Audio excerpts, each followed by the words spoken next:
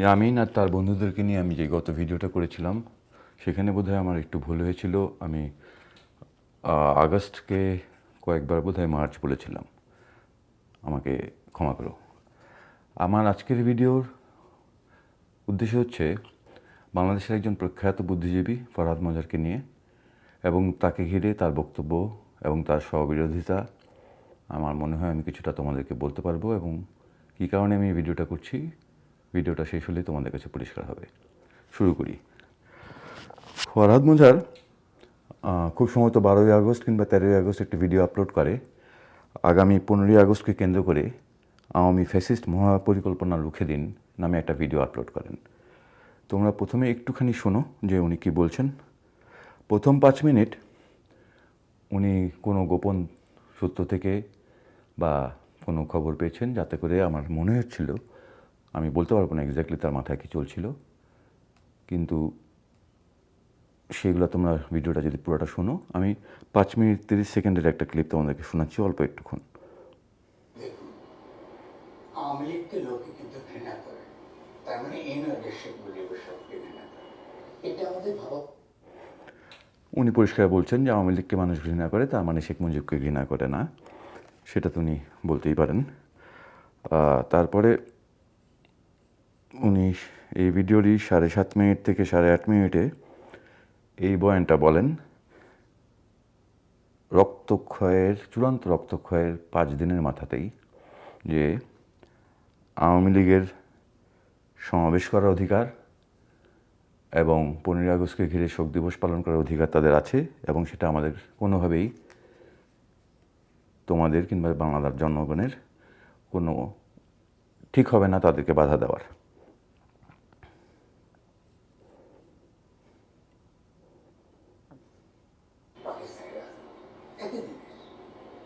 আমরা এই এত বছর ধরে আমাদের পাকিস্তানের রাজনীতি করেছি, ফলে আমাদেরকে পার্থক্য করতে হবে, একটা তাকে আমরা গ্রহণ করতে পারবো, একটা ঐক্যবদ্ধ বৃহত্তর জাতি আমরা তৈরি করতে পারবো। এখন তারা 15ই আগস্টকে বেছে নিয়েছে, এটা খুবই কৌশলগতভাবে সাংঘাতিক সংবেদনশীল একটা তারিখ। এই সংবেদনশীল তারিখে আপনি যদি তাদেরকে সমাবেশ করতে না দেন, আপনি যদি তাদেরকে শোডাউন করতে না দেন, তাহলে এটা সহিংসতার দিকে গড়াবে, এর পক্ষে একটা জনমত তৈরি হবে। এবং সমাবেশ এবং শোডাউন করতে না দিলে একটা সহিংসতা হবে এবং জনমত তৈরি হবে, উনি পরিষ্কারভাবে বললেন। আমরা খুব দ্রুত আর একটুখানি শুনি।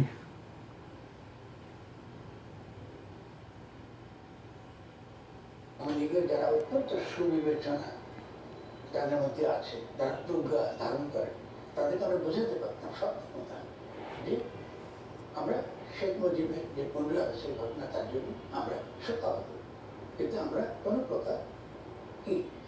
প্রকার সহিংসতা এটা চাই না। আমরা সেই দিন আমরা কি করতাম, আমরা করতাম যে এই দিনটা হবে আমাদের একটা শান্তির চুক্তি, জাতীয় শান্তির চুক্তি। কোথায় হবে? 15ই আগস্টে। যেন 15ই আগস্টের উনি 15ই আগস্টকে জাতীয় শান্তি চুক্তি করতে চান। আজকেই তোমাদের এখানে 15ই আগস্ট, আমি জানি না সেটা হচ্ছে কি না। এই ভিডিওরই 12টা 30 মিনিট উনি বলেন, শান্তি চুক্তি আমরা এই দিনটিকে ব্যবহার করতে পারতাম অত্যন্ত প্রতীকীভাবে সকল প্রকার সহিংসতাকে আমাদের দেশ থেকে তাড়িয়ে দেওয়ার জন্য। আমি খুব দ্রুত এটা শেষে যাই, তারপরে আমার কথাগুলো আমি বলা শুরু করব।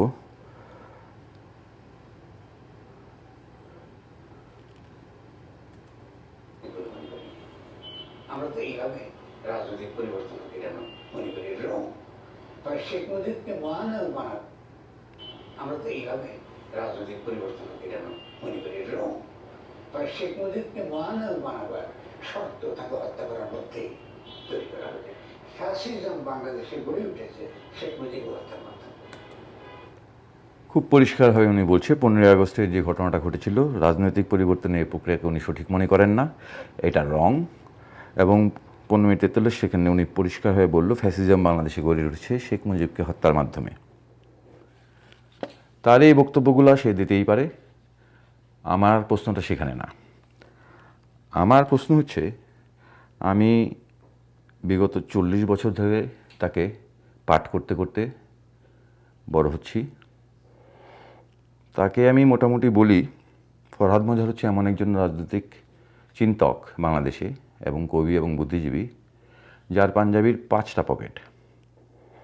সেই পকেটগুলোতে একটা ছিল মার্কস, আর একটা পকেট ভর্তি থাকে তার পাশ্চাত্য দর্শন, ফুকো, দেরিদা। আরেকটা পকেটে থাকে ভাব আন্দোলন, যেটা তিনি নদিয়াকে কেন্দ্র করে গড়ে তোলেন, এবং লালন, চৈতন্য, আরও অনেকের নাম নেন এবং খুব গভীরভাবে ভাব আন্দোলনকে পাশ্চাত্য দর্শনের উপরে স্থান দেন। তার আরেকটা পকেটে সবসময় থাকে ইসলাম, সুফিতত্ত্ব এবং ভাসানী এবং তার রাজনৈতিক দর্শনের রুবুবিয়াত, এবং সেগুলোকে তার পঠন পাঠন দিয়ে তিনি এমনভাবে নিজের প্রস্তাব আকারে হাজির করেন যাতে করে ইসলামিক রাজনৈতিক দল হেফাজত, জামাত ইসলামে আমি ঠিক জানি না ডিরেক্টলি উনি সাপোর্ট করে কিনা, তাদের পিছনে উনি তাত্ত্বিকভাবে সবসময় দাঁড়ান। আর তার পেশা হিসাবে কিংবা আসলে আন্দোলন হিসাবে তিনি আরেকটা কাজ করেন, সেটা হচ্ছে নয়া কৃষি। সেটা তার আরেকটা পকেট, এবং নয়া কৃষির মাধ্যমে তিনি বিশ্ব রাজনীতি, বিশ্ব পরিবেশ, প্রকৃতি, বিশ্বায়ন ইত্যাদি নানা কাজ করেন। তোমরা যদি একটু তার সম্বন্ধে পড়াশোনা করো কিংবা জানার চেষ্টা করো, দেখবেন ওরা অনেক বই, কবিতার বই এবং প্রবন্ধের বই আছে। তার দ্বিতীয় প্রবন্ধের বই হচ্ছে আর্মড রেভলিউশন কীভাবে করতে হয় সেটা নিয়ে, এবং তার আরেকটি বই আছে যুদ্ধ আরও গভীর, আরও ভিতরে। আর তার আরেকটি বই যেটা আমরা পড়েছিলাম সেটা হচ্ছে গণপ্রতিরক্ষা। উনি বোধহয় বাংলাদেশে প্রথম বুদ্ধিজীবী যিনি বলেন যে বাংলাদেশে সকল তরুণ তরুণীদেরকে সামরিক শিক্ষায় শিক্ষিত হওয়া দরকার, কারণ আমাদের প্রতিবেশী ভালো না এবং তাদের সাথে যদি আমাদের যুদ্ধ লাগে সের জন্য আমাদের প্রস্তুত থাকা দরকার, এবং আরও নানা ব্যাপার স্যাপার। পারলে তোমরা বইগুলোকে চেক করো। কিন্তু এই গত 40 বছরে আমি কখনো তাকে গান্ধীর কিংবা গান্ধীর দর্শন কিংবা শান্তি এইগুলো কোনো কথা জীবনেও তাকে আমি বলতে শুনিনি, এই প্রথম। মনে হচ্ছে সেটাও তিনি, এই পকেটটাও তিনি তার পাঞ্জাবিতে নিতেই পারেন, সেটা তার বিষয়। কিন্তু এই ভিডিওটা আপলোড করার 6 ঘন্টার মধ্যেই আমার হিসাবে একটু এদিক ওদিক হতে পারে। উনি যখন টের পান 15 আগস্টের জাতীয় শোক দিবস আসলে বাতিল হয়ে যাচ্ছে কিংবা হবে, এবং সেই সংবাদটা উনি আসলে আমাদের থেকে, আমাদের সাধারণ জনগণের থেকে বেশ খুব তাড়াতাড়ি পাওয়ার কথা, কারণ তার সহধর্মিণী এই যেই সরকার চলছে তার একজন, এবং উপদেষ্টা পরিষদের উনি একজন সদস্য। এই ভিডিও আপলোড করার কিছুক্ষণের মধ্যেই উনি একটা ফেসবুক স্ট্যাটাস দেন জ্বালাময়ী, তার মতন করে। আমি একটুখানি পড়ি। 2 নম্বর পয়েন্টে উনি বলছেন, 1 নম্বর পয়েন্টের একটা লাইন বলি। শুরুই করেছেন উনি শেখ মুজিবুর রহমান মুক্তিযুদ্ধ করেননি, সেই সময় তিনি পাকিস্তানের কারাগারে বন্দী ছিলেন। তারপরে আরও কিছু কিছু কথা বললেন। 2 নম্বর পয়েন্টটা একটু খেয়াল করো। স্বাধীন পূর্ব পাকিস্তানে বাংলা ভাষা এবং বাংলা সংস্কৃতির ওপর আঘাত এলে তিনি সেকুলার বাঙালি জাতীয়তাবাদী রাজনীতির ধারক হয়ে ওঠেন। তিনি প্রাদেশিক স্বায়ত্তশাসনের দাবি আদায়ের মধ্য দিয়ে এই সমস্যার সমাধান করতে চেয়েছেন। এই ক্ষেত্রেও তিনি সঠিক ছিলেন।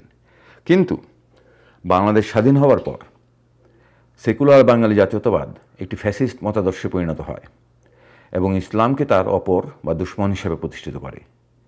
তার হাতে গড়ে ওঠা বাঙালি জাতীয়তাবাদের রাজনীতি ইসলাম বিদ্বেষ ও ইসলাম নির্মূল রাজনীতির প্রধান হাতিয়ারে পরিণত হয়।